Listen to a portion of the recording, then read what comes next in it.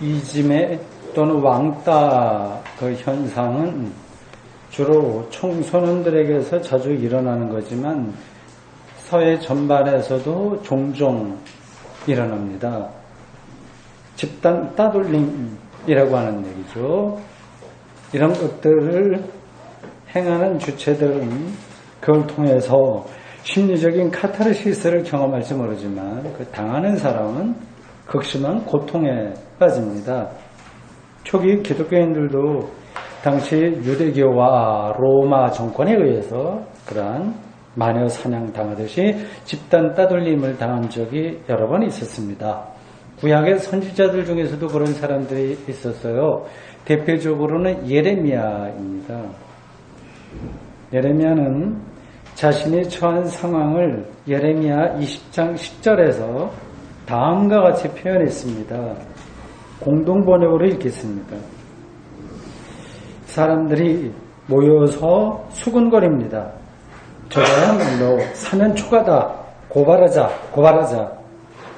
저와 가까이 지내던 사람들도 모두 제가 망하기를 바라 모의합니다. 걸어 넘어뜨리자. 잡아 족치자. 안갚음을 하자. 표현이 굉장히 적나라하죠. 여기저기 고소고발이 막 예레미야에게 들어옵니다. 평소 가깝게 지내던 사람들도 예레미야 선지자가 실수하기를, 망하기를 그렇게 기대하고 바라고 있어요. 자기를 편들어주는 사람을 찾아보기가 힘듭니다. 이런 정도면 집단 따돌림을 당하는 거예요. 여기 재미있는 표현이 공동번역으로 나왔어요.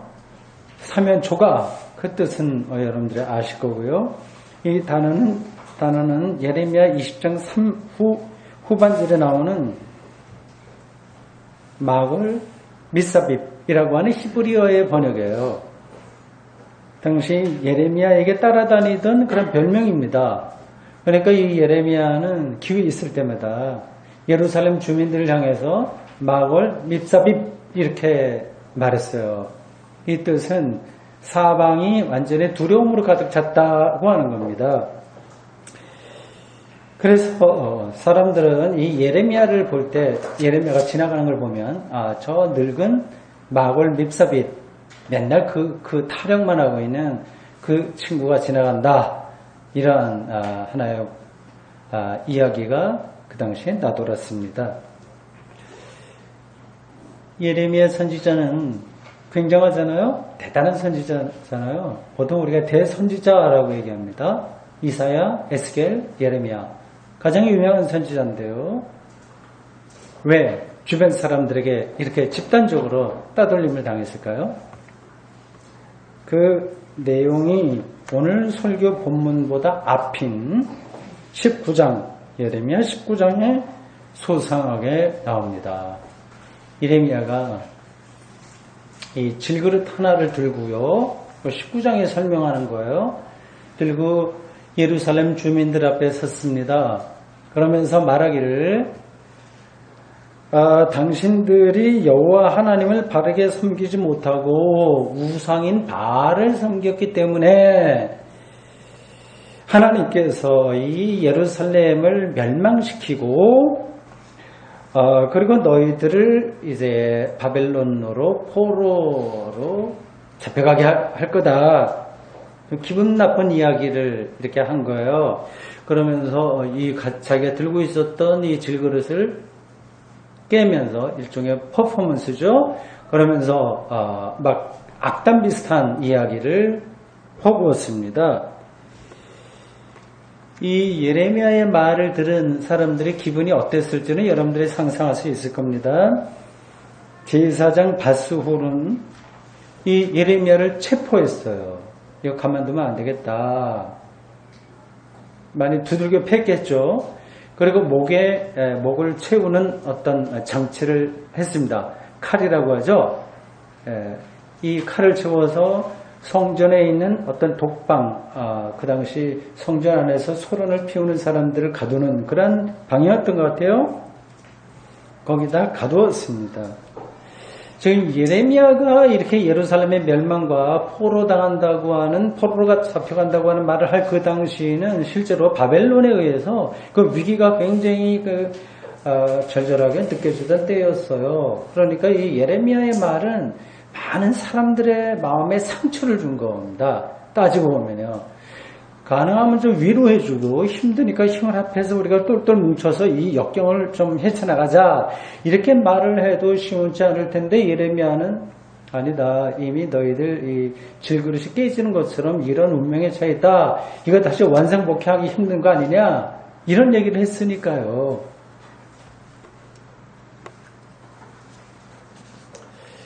당시 예루살렘 지도자들은 이 예레미야를 이 블랙리스트 1번으로 삼았고요. 골치 아픈 인물이라고 생각을 했고요.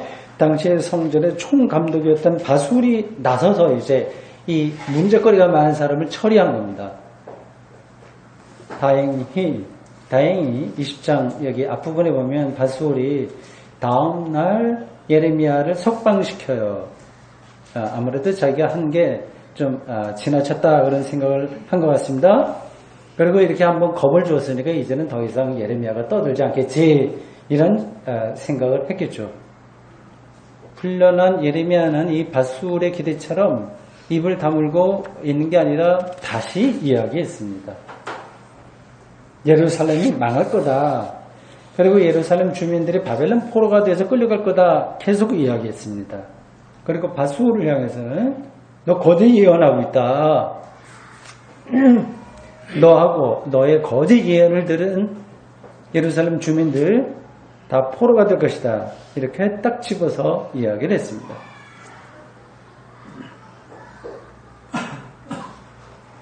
지금 예레미야는 상당히 곤란한 지경에 빠진 거예요. 자기가 아무리 옳다고 하더라도 그거를 사람들이 듣지 않으니까, 전체적으로 외면하고 있으니까 딜레마입니다. 어떻게 할 수가 없는 거예요. 그러니까 하나님의 말씀을 정직하게 전하면 사람들이 듣기 싫어하고요. 그렇다고 해서 거짓말을 할 수도 없는 거 아니겠습니까? 그래서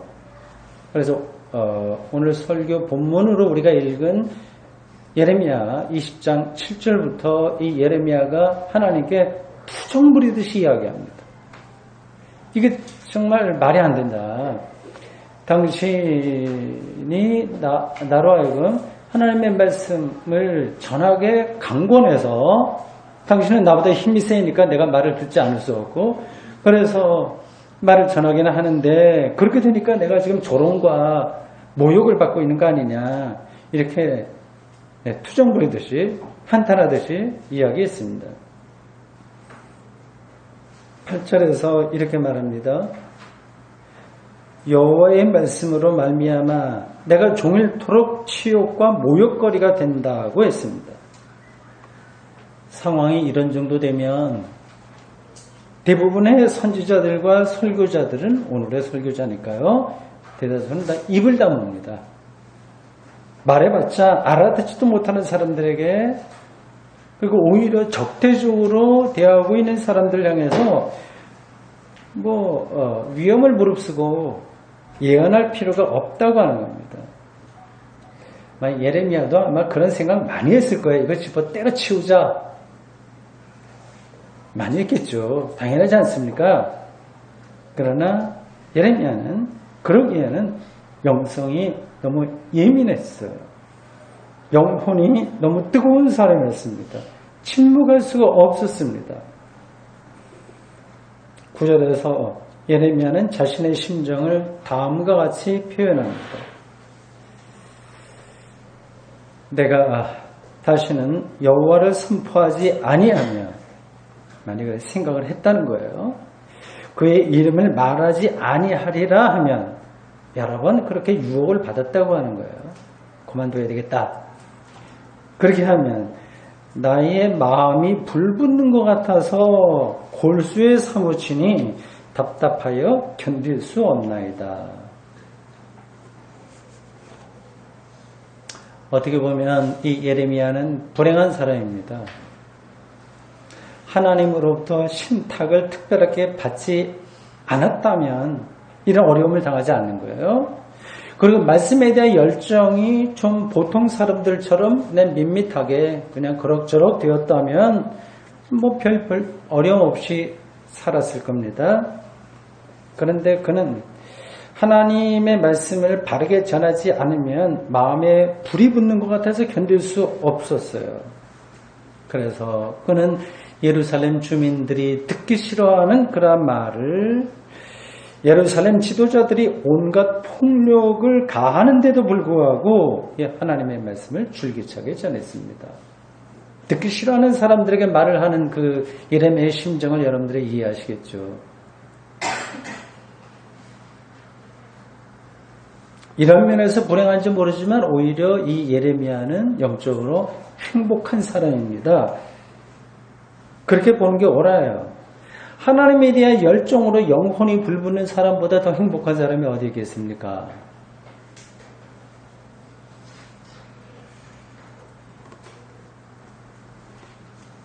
예레미야의 이러한 예언을 우리가 읽으면서 예레미야서를 읽으면서 우리가 중요하게 생각해야 될 것은 그 예레미야가 예루살렘 멸망 이런 것들을 아주 용케 잘 알아맞혔다. 미래에 일어날 일을 그거를 미리 알았다. 그런 신통력이 있다 하는 데 있는 게 아닙니다.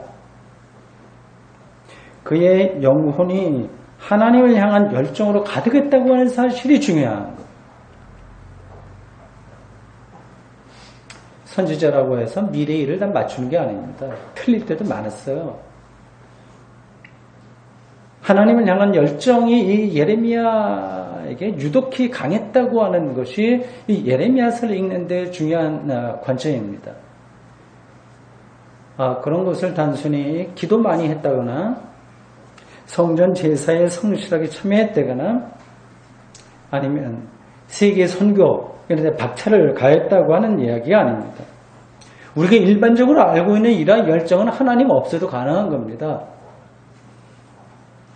하나님에 대한 신앙이 없어도 이런 일들은 얼마든지 할 수 있는 거예요. 지금 이 예레미야를 감옥에 가뒀다가 일시적으로 풀어준 바술, 예레미야로부터 거짓 예언자라고 그렇게 칭함을 받았던 이 바술도 사실은 이런 열정에서는 둘째가라면 서러울 정도의 사람이었습니다. 그런 출세한 사람이에요. 성전 총감독이었습니다. 지금으로 바꿔 말하면 교단에 여러 가지 교단이 있잖아요. 통합, 합동, 하나님의 성회 등등이 있습니다. 이런 교단의 총회장이야 혹은 총무 정도 되겠죠. 혹은 대형교회 담임 목사쯤 되겠죠. 그는 종교적으로 세련되고 정치력도 뛰어났습니다. 성전 관리 능력에서도 인정을 받았으니까 성전 총감독이 되는 거 아니겠습니까? 인격적으로도 썩 괜찮았을 거예요. 가정과 세상에서도 존경을 받았겠죠. 누구나 다 그렇게 되고 싶다고 하는 그러한 모범적인 사람이었을 겁니다.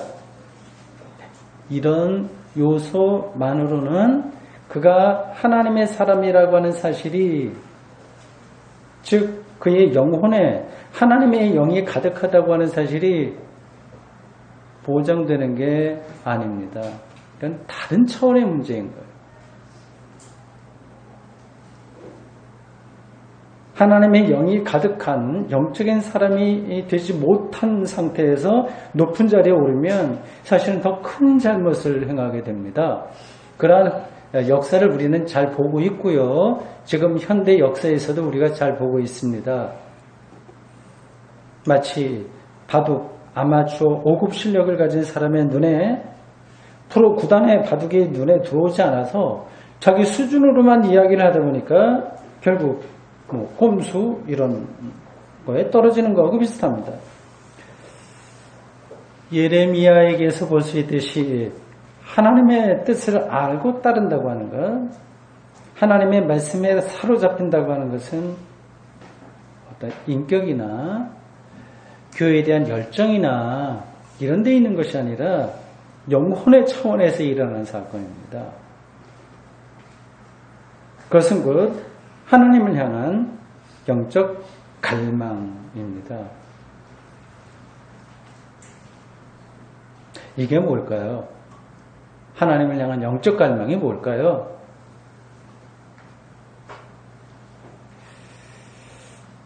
하나님이 행하시는 진리와 생명에 대한 열정입니다. 하나님의 행하시는 진리와 생명에 대한 열정입니다. 전적인 관심입니다. 거기에 대한 집중력입니다. 이게 쉽지가 않아요. 진리와 생명에 집중하게 하지 못하는 요인들이 우리 주변에 너무 널려 있습니다. 그리고 진리와 생명에 대한 생각도 사람마다 각각 다를 거예요. 뭐냐? 이제 그런 경험들이 잘 주어지지가 않습니다. 그 바탕에는 인간적인 욕망과 편견이 자리하고 있기 때문에 그렇습니다. 예컨대 선거를 할 때도요. 얼마 전에 지방선거도 했고요. 정기적으로 우리가 선거를 합니다. 이럴 때도 우리 편이냐 아니냐 일단 그걸 따지게 됩니다. 보수냐 진보냐 하는 판단에 치우쳐서 선거를 합니다. 그래서 툭하면 우리나라에 많이 이렇게 밑바닥에 있듯이 툭하면 조금 자기하고 생각이 다르면 종북 좌파라거나 혹은 보수 꼴통이라고 서로 매도합니다. 보수냐 진보냐가 진리 자체는 아닙니다. 어떤 사안에 대해서 바르게 이해하려면 이런 편견으로부터 사실은 자유로워져야 됩니다. 가정 생활이나 자식 교육 등에서도 비슷한 일들이 일어납니다. 적당한 이해가 될지 모르겠습니다만 테니스에도 그래요. 테니스 시합을 할 때 중요한 것은 볼에 대한 집중력입니다.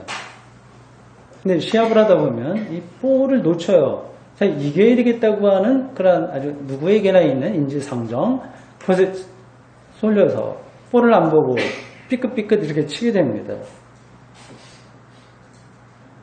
결국 테니스의 진리에서 벗어나게 되는 거죠. 하나님의 행하시는 진리와 생명에 대한 집중력이 곧 영혼의 사건이며 하나님을 향한 갈망입니다. 예레미야가 바로 그런 사람이었어요. 부럽습니다. 그런 사람처럼 되고 싶다고 하는 생각도 우리들에게 많아요.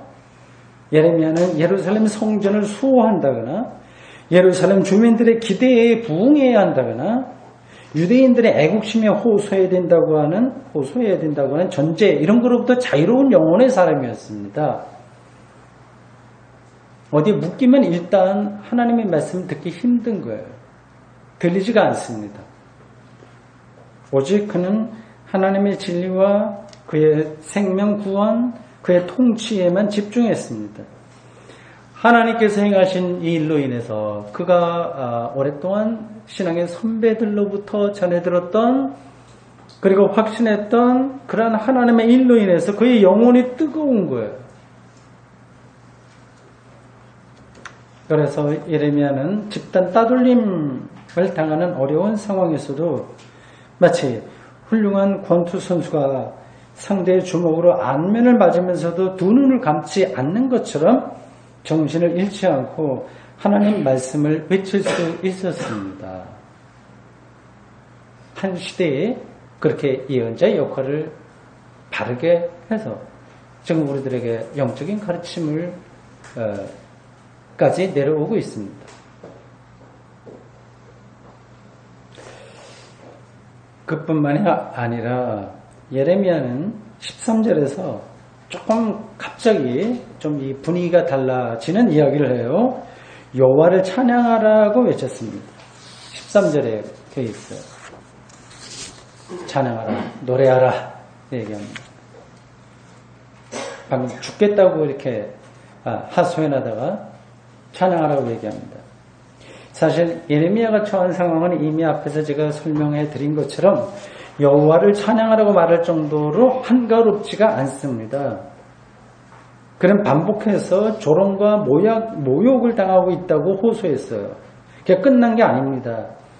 오늘 설교 본문 뒤에 나오는 예레미야 20장 14절 이하에 따르면 본문 뒤에 나와요.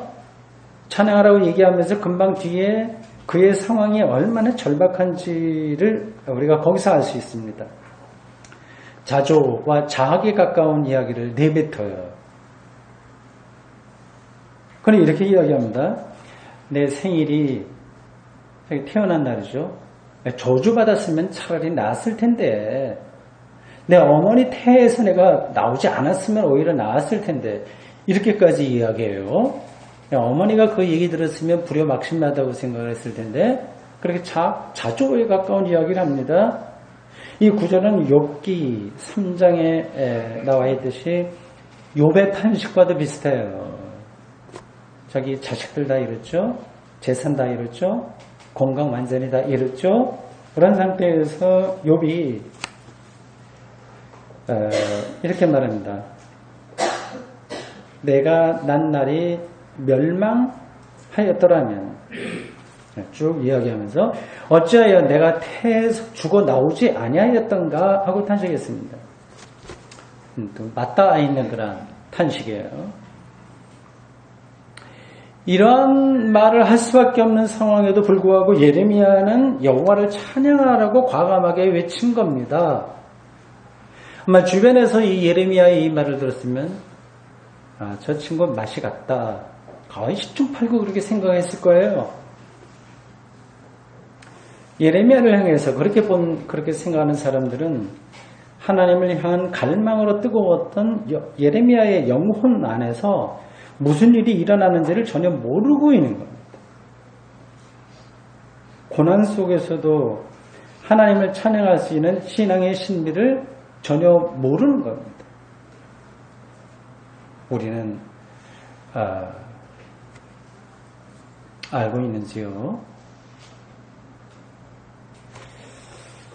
지난 2월부터 우리 교회 수요 모임에서 칼바르트의 책 복음주의 신학 입문, 이걸 제가 강독하고 있습니다. 바로 앞서 수요일 6월 18일에는 파트 2번 8장 책임이라고 하는 제목, 페어 플리히퉁이라고 하는 제목의 후반부를 읽었습니다. 거기서 바르트는 신구약 성서에서 선포된 하나님 말씀의 이중성에 대해서 설명했어요. 이중성, 하나는 하나님의 긍정, 예스. 물론 그 사람은 독일 사람이니까, 스위스 사람이니까, 예스. 똑같은 뜻입니다. 이렇게 얘기했겠죠? 다른 하나는 하나님의 노, 나인입니다. 하나님의 예스는 은혜이고, 노는 심판입니다. 예스를 빛이라고 한다면 노는 그림자예요. 인간의 삶과 운명을 압도하는 그 노를 무시해서도 안 되지만 이 노가 하나님의 예스 안에 포함되어 있다고, 내포되어 있다고 하는 사실을 잊어서는 안 된다고 바르트가 힘주어서 설명해요. 그러니까 하나님의 예스가 노보다 우월하고, 그렇죠? 복음이 율법보다 우월하고 은혜가 심판보다, 생명의 죽음보다 우월하다고 하는 점을 주목해야 합니다. 이런 점에서 신학자는 피상적으로가 아니라 마음 깊은 곳에서 만족한 인간이다는 겁니다. 바르트의 마지막 말을 인용하겠습니다. 신학자는, 곧 그리스도인은 만족한 사람으로서 교회 공동체와 이 세상에서 이 만족을 확산시키는 사람이 될 수 있을 것이다. 바르트가 말하는 하나님 안에서 만족한 사람이 된다는 것과 예레미야가 말하는 여호와를 찬양하는 사람이 된다는 것은 똑같은 이야기입니다. 만족한 사람만이 중심에서 하나님을 찬양할 수 있고요. 그 중심에는 기쁨이 자리하고 있습니다.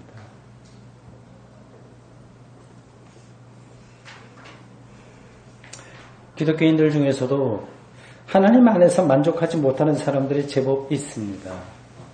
불행한 일이죠. 그들도 나름대로 타당한 이유를 갖고 있어요. 우리 하나님을 믿는다고 하지만 이 세상살이가 어떻게 그렇게 만만하냐. 기도원에 들어앉아서 혼자서 그렇게 있는 게 아니라 이전 투구식으로 돌아가고 있는 세상에서 살다 보면 매일 매 순간이 스트레스다. 이렇게 말할 수 있습니다. 오늘의 세상살이가 아주 구조적으로 각박해서 어느 정도 영적인 준비가 된 사람들도 늘 만족하면서 하나님을 찬양하기가 쉽지 않습니다. 억울하거나 짜증나는 일이 일어나기도 합니다. 예레미야처럼 차라리 태어나지 않았으면 좋았을 것을 이라고 부르짖고 싶을 때도 있습니다. 옳은 이야기예요. 기독교인이라고 해서 늘 웃고 늘 만족하고 늘 감사하게 사는 건 아닙니다. 바르트나 예레미야가 그런 현실을 몰라서 이런 이야기를 하는 게 아닙니다. 하나의 영적인 방향을 제시하는 거예요. 우리의 삶에서 시행착오가 반드시 발생하겠지만 근본적으로는 하나님 안에서의 만족한 삶, 하나님을 찬양하는 삶으로 나가야 된다는 그런 말씀입니다.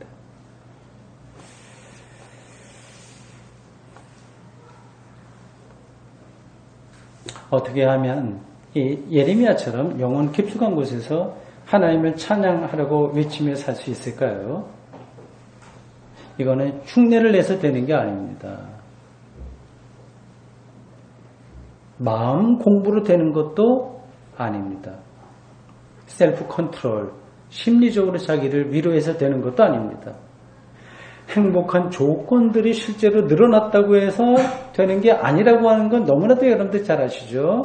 우리는 주로 이러한 조건들을 성취하는 일에 우리의 모든 삶의 에너지를 쏟으며 살다가 그리고 죽습니다. 그러한 일들에 우리는 늘 일희일비 하는 상태로 살고 그런 데에서는 하나님을 찬양할 수가 없습니다. 답은 다음입니다. 하나님이 행하신 일을 실제로 깊이 깨달아 아는 겁니다. 예레미야의 경우에는 하나님께서 가난한 자를, 그 당시에 가난한 자는 의로운 자를 가리키는데 구원하신다고 하는 사실이 그것이었습니다. 그렇습니다. 하나님의 구원이 찬양의 이유입니다. 기쁨의 이유입니다.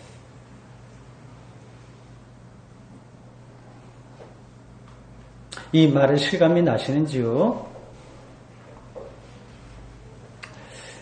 네, 이러한 일들은 하나님께서 가난한 자, 의로운 자, 억울한 일을 당하는 자를 악한 자의 손으로부터 그 생명을 구원하신다고 하는 이러한 일들은 우리가 사는 세상에 잘 일어나지가 않습니다. 정의와 평화가 이 세상에 바로 세워지지가 않습니다. 그래서 하나님의 일이 눈에 안 보이는 거예요. 실감이 안 나는 거예요. 예레미야의 예언대로 예루살렘이 바벨론에 의해서 함락되고 수많은 사람들이 포로로 잡혀갔다고 해서 의로운 자가 구원받는 건 아닙니다. 가난한 사람은 여전히 가난하고요. 우리가 살고 있는 세상이 그렇게 경험되죠. 의로운 사람은 여전히 고난을 당합니다. 악한 자들도 역시 자신의 권력에 그런 방식으로 도취되어 있습니다. 이런 세상의 관점에서 보면 예레미야의 말은 공허하게 들립니다.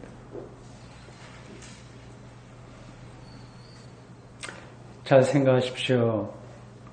지금 예레미야는 사회과학적인 어떤 사실을 말하는 게 아닙니다. 사회과학은 상과 벌을 통해서 세상을 뜯어고치려고 합니다. 그래봤자 별로 좋아지는 것도 없어요. 그러나 성서는 하나님만이 행할 수 있는 방식의 구원 앞에서 놀라고 기뻐하라. 그 이야기를 합니다.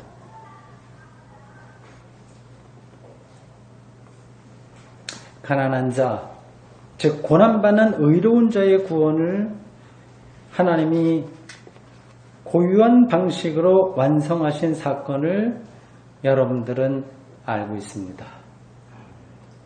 예수 그리스도의 십자가와 부활입니다. 유일하게 의로우셨던 예수님은 조롱과 멸시와 저주의 상징인 십자가에 처형당했어요. 그리고 죽은 자 가운데서 부활하셨습니다. 하나님의 구원에 대한 예레미야의 예언은 600년이 지나 그가 전혀 예상하지 못한 방식으로 예수님을 통해서 완성되었습니다. 신분의 차이, 업적과 능력의 차이가 전혀 영향을 미치지 않는 방식의 구원이 완성되었으니 이제 어느 누구도 조롱과 모욕을 당하지 않게 되었고 당하지 말아야 되며 그런 세상을 향해서 나가야 됩니다. 그런데 우리가 살아가는 이 현실에는 여전히 조롱과 모욕과 저주가 집단 따돌림이 기승을 부린다고 하는 것도 분명한 사실입니다.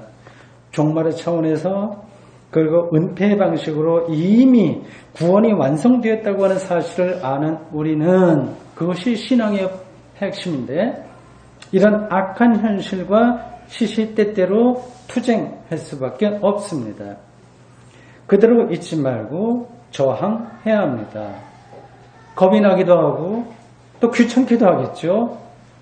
그러나 승리가 보장된 싸움이니 걱정하지 마십시오. 오히려 기뻐하십시오.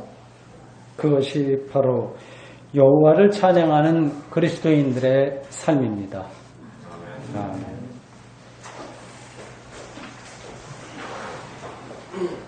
주님, 오늘 저희들 2600년 전 예레미야가 선포한 그 하나님의 구원을 통한 그 기쁜 일이 예수 그리스도에게서 성취된다고 하는 사실을 다시 전해 듣습니다.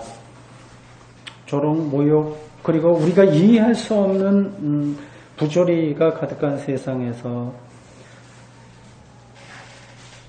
그럼에도 불구하고 찬양할 수 있고 근원적으로 만족할 수 있는 우리 신앙의 힘이 하나님만이 행할 수 있는 놀라운 구원이라고 하는 사실을 듣습니다. 우리를 붙들어 주십시오. 예수님의 이름으로 기도합니다. 아멘.